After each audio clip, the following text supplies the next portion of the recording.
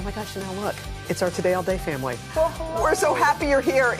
They call it Friday. I'm here with Chanel, and you're watching our favorite digital show. It's called Today in 30. Yes, it's a half hour of everything you need to catch up on all 4 hours of our show. So we're going to start with that devastating blow from Ida up and down the East Coast.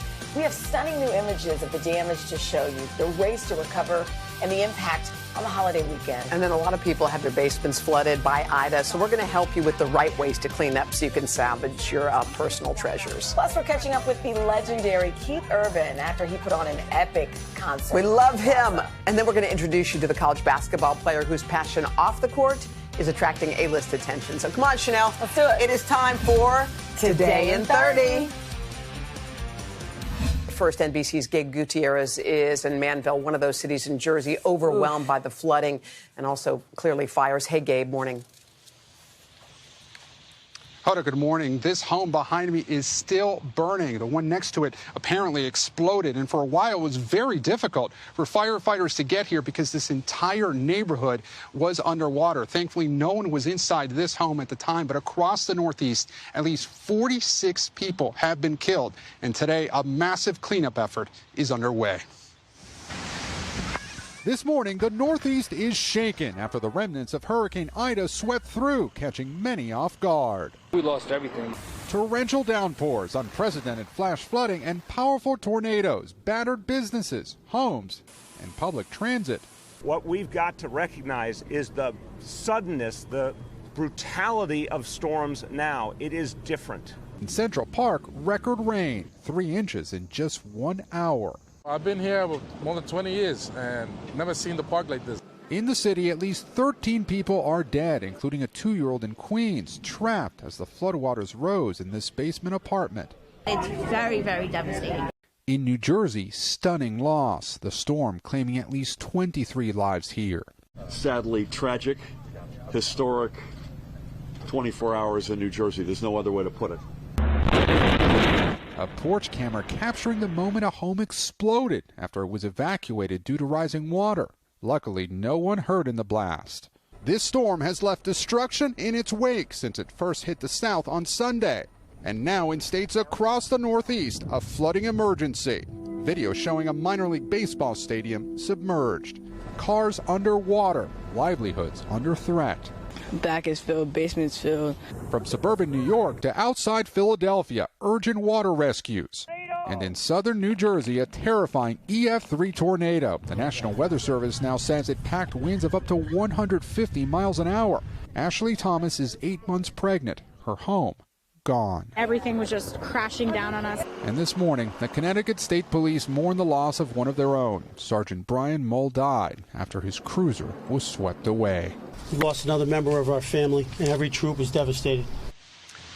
Back here in New Jersey, this is what's left of that home that apparently exploded. And now that the waters have receded in this neighborhood, we're seeing cars tossed around here. In New York City, city officials say that they had to tow more than 500 vehicles and had to rescue some 800 passengers from the subway system there. Across this region, many residents say they were just caught off guard by the intensity of this storm. Hoda? All right, Gabe Gutierrez for us there in Manville, New Jersey. Thank you so much. Hey, my friends, watching Today in 30 on Today All Day. Vicki Wynn here. Ida caused so much damage and flooding to homes and basements like this one. Look at all that debris and mud.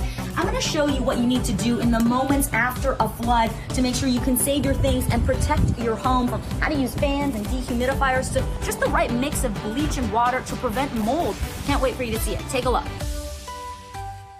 Carson joins us now, and we're taking a closer look at that massive cleanup that's underway all across the East Coast in the wake of Ida. Yeah, many families were caught quite off guard by just how quickly the waters began to rise. And, of course, after all that flooding, homeowners are facing another serious concern, and that's mold. So what do you need to do to clean up and protect your home? NBC's investigative and consumer correspondent Vicki Wynn is with a family in Nutley, New Jersey, and they are facing those exact questions. Hey, Vicki, good morning.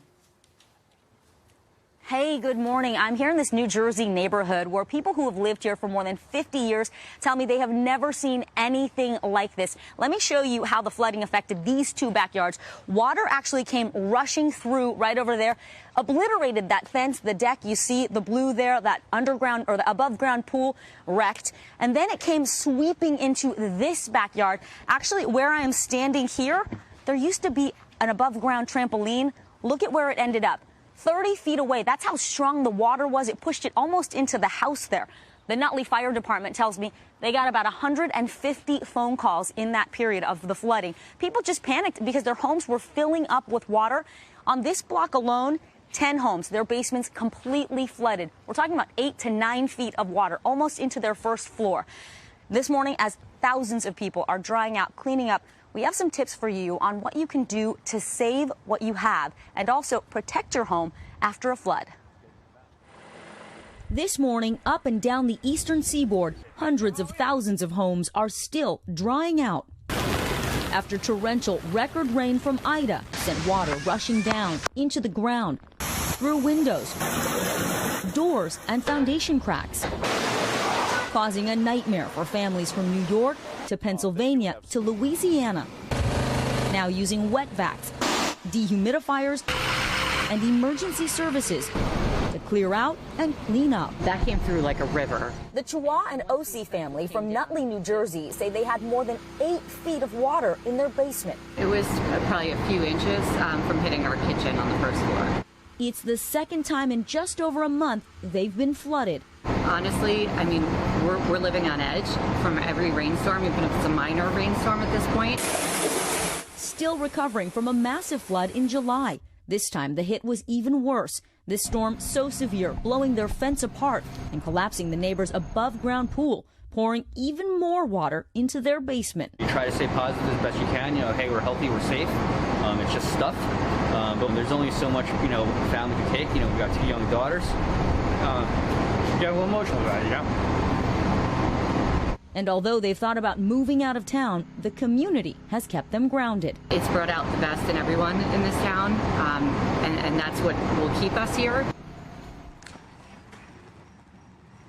And joining me live this morning, homeowners Cynthia and Jeremy and their daughters Kyla and Caitlin, taking a small break from the cleanup. Thank you for talking with us. Of course. I know you've only lived here a year. This is the second major flooding event you've had in just over a month, and it was on Kyla's 12th birthday. How are y'all doing this morning, and how are you feeling?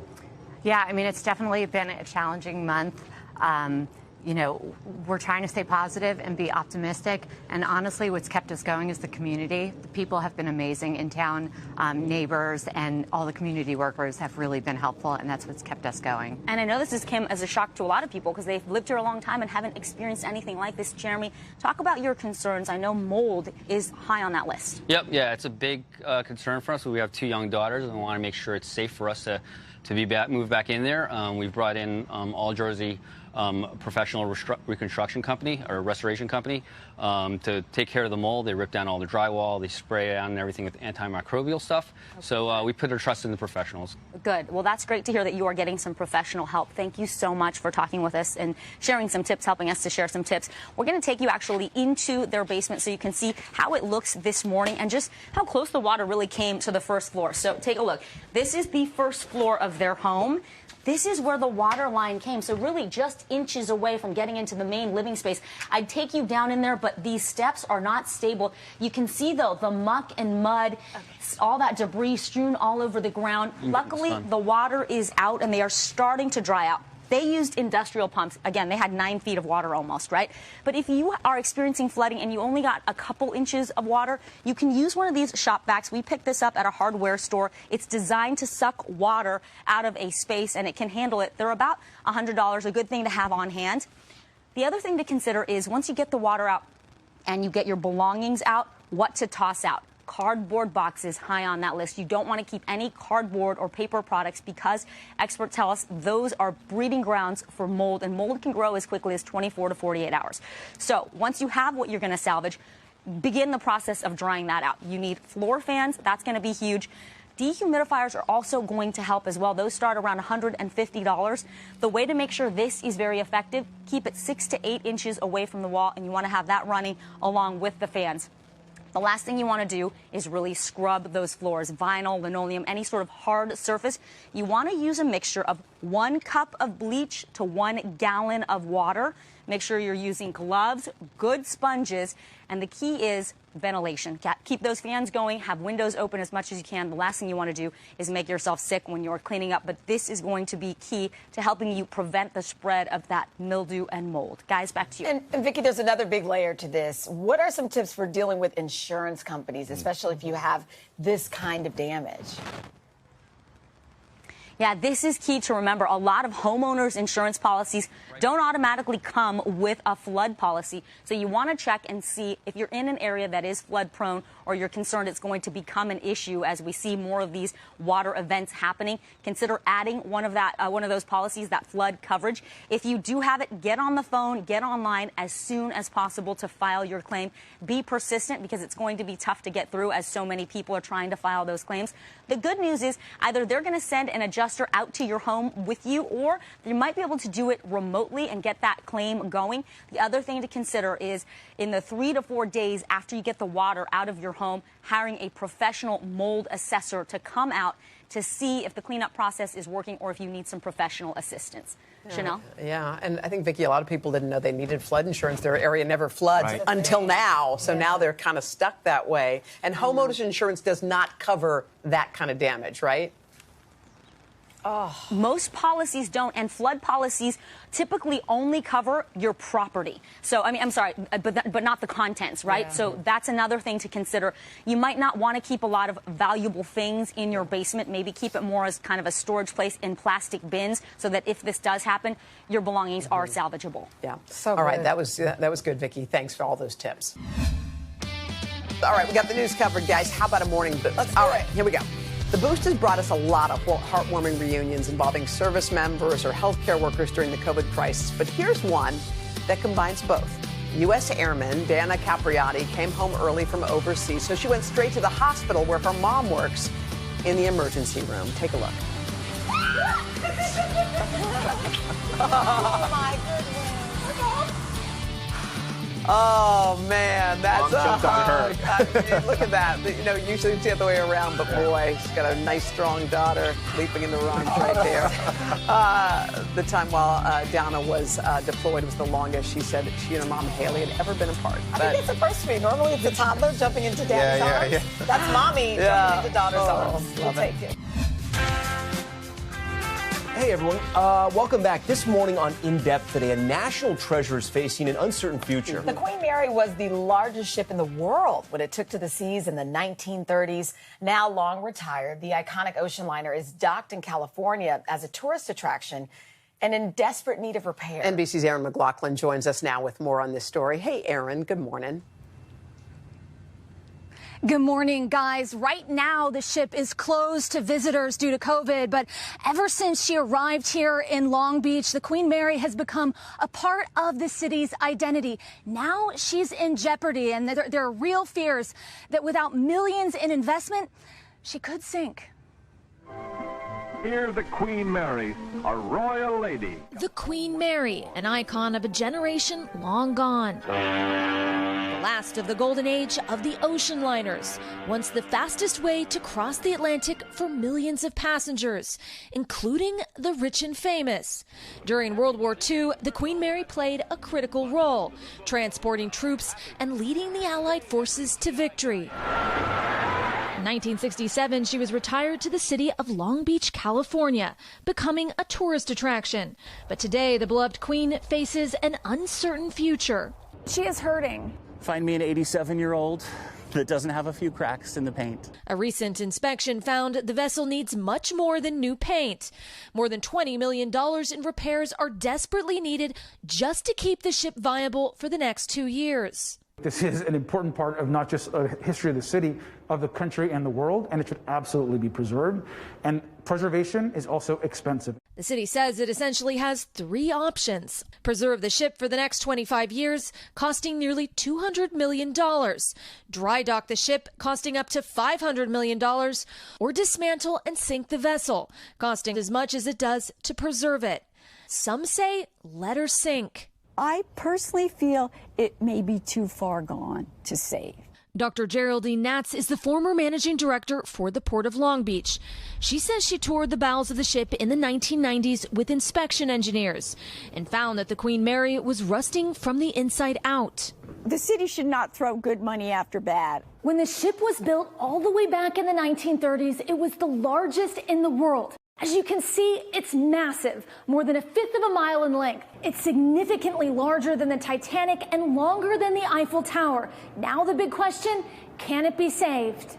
This is a crew area up here. We were given an exclusive tour from the stage where comedian Bob Hope performed right before the start of World War II. Mr. Hope got up on the stage, entertained the room. Everyone laughed. A little bit of tension was relieved. To the luxury rooms of the wealthy and powerful. And I'm sure it was a who's who in all of them. It's a special place, and there's really nothing like it across the country. People come here from everywhere just to enjoy it. I understand. People are emotionally attached to the ship. No one wants to be, mayor or city council member who sunk the Queen Mary. Since she arrived in Long Beach, 50 million people have visited the ship, boosting the city's economy. But many arguing this shouldn't be about money. It's about preserving the city's identity. I think it's like something worth saving. The definition of Long Beach is the Queen Mary. Save the Queen, definitely. Oh, save the Queen. I do like that. So obviously that's been in disrepair for a long, long time. So how come the city just waited until now to address this problem? Well, Hoda, for the last 40 years, she's been under the control of various operators. And the mayor says during that time, she was neglected. It wasn't until recently that the city regained control of the ship. And now this all-out push to look at various options and potential investors to save the Queen. All right. Hoda. Okay. Well, they got a bumper sticker there. Save the Queen. Save the Queen. Sure. All right, Aaron. Thank you. Hey everyone, it's Keith Urban here. Stay tuned to watch my interview with the Third Hour gang coming up on Today in 30. All right, all morning long, the legendary Keith Urban has been heating up our city concert series, and we are so excited to sit down with him, catch up with him.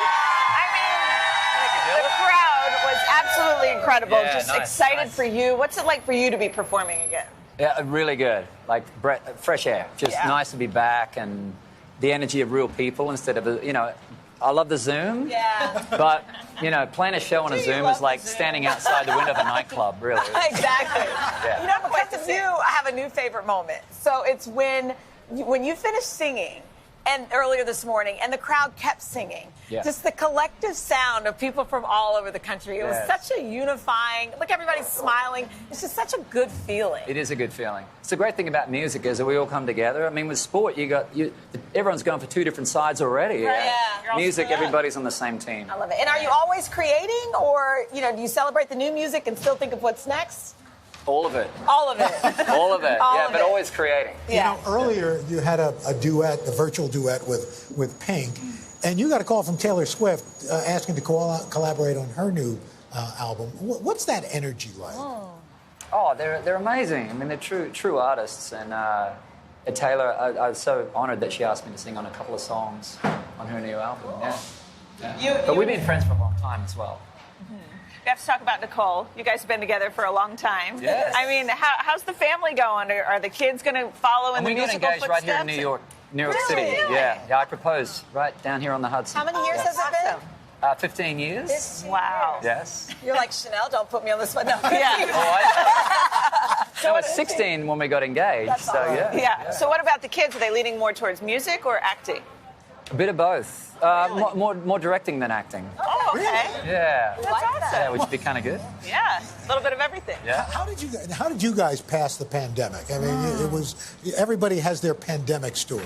Yeah, we were in Nashville beginning of last year, and we were there until about July, and then Nick was supposed to be filming 9 Perfect Strangers, which they couldn't film anything here, and they had it structured in Australia where we could go and film there. So we went down there and spent the next handful of months filming that. Wow, that's nice. So then what's next? I know you were on tour for just a moment. So is there a break in that, or? A Because you bit did more a couple recording. of performances. Yeah, Okay. we're going to resume our Vegas residency, which was yes. cut short last year. Okay. You know, when we played a festival last week in Ohio, 559 nights since we played in between shows. Isn't that insane? So what's it like when you're on a Vegas residency? Because you don't have to do the travel, you don't have to go town to town and reset yourself. Right. Is it nice to just be in one place and have the crowds come to you?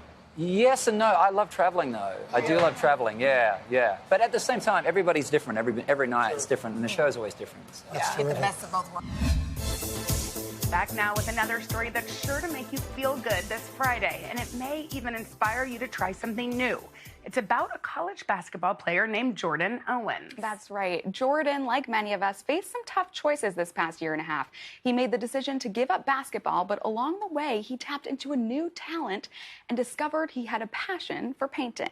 Take a look. Jordan Owens always felt most at home on the basketball court. I've dedicated most of my life to basketball.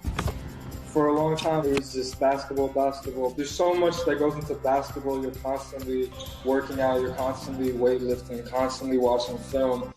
Your story, in a way, starts with your athleticism, and you decide to take a step back. The beginning of the pandemic, it was, again, the quietness. It made me realize that there's other stuff, there's more to life. It's not just basketball. So what made you decide to pick up a brush and start painting? Was it because you and your girlfriend were bored? That is exactly what it was. Word for word. So we just, painted out some crude little just doodles. And it turned out pretty good. His artwork is super colorful and has a lot of energy. We actually met in our psych class, and he asked for a piece of paper, and when I glanced over, he was doodling all these intricate drawings. So when you were younger, did you draw or paint at all? I come from a very artsy theater family. My mom and dad always would give me little sketchbooks to just draw. So I would constantly be drawing when I was younger, but I never painted. Fully embracing his artistic side, Jordan decided to take a chance at selling his artwork. So I was like, you know what? Maybe try to do something with this. I needed some money, so I made posters of all my work, and I just went to CVS one day, and I was like, let's see what happens, and it turned out pretty well. And there's people that are like, wow, this should be in a museum. I'm like, all right, let's calm down now. Maybe one day, but not yet. When he sells art, I think that he gets really excited that people actually have his artwork on their wall. Jordan showcases his art around his hometown, Montclair, New Jersey, but nothing compares to the attention he has gained on social media. People were swiping up and saying, oh, that was pretty good, you should do more. And that kind of started something in my head where maybe I can do something with this. And now Jordan is bringing his artwork to an even bigger audience. On tomorrow's Talent Today. All right, be sure to check in next week. We got a lot to bring you, including Monica Lewinsky. She'll join us here in Studio 1A for an exclusive live interview. We'll see you guys on Monday. Have a great weekend.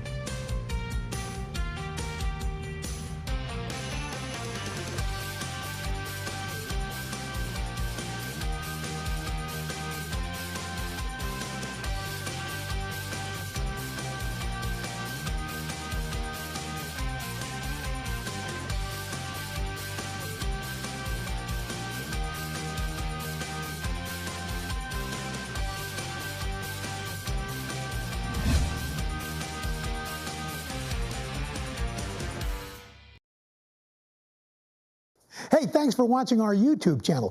Find your favorite recipes, celebrity interviews, uplifting stories, shop our favorite deals, and so much more with the Today app. Download it now.